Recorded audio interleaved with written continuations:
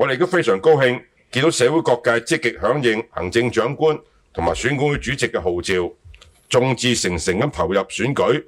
而眾多機構、企業、組織同埋團體更係一同傳揚呢個投入選舉嘅訊息，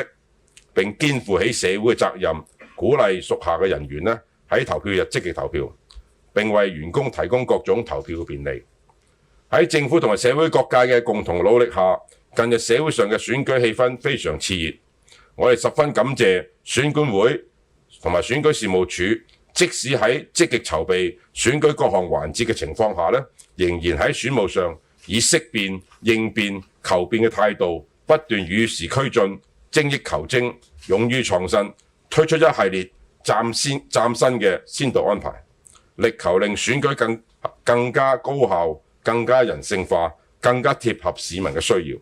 務求令每一位選民都可以更加方便快捷咁去進行大家個投票嗰個行使佢哋嘅投票權利同埋履行公民責任。我感謝選管會一直以嚟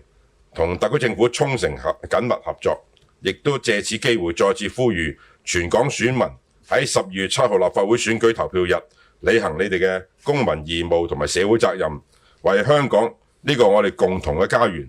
投下你手中重要關鍵嘅一票，選出代表你嘅立法會議員。多謝大家。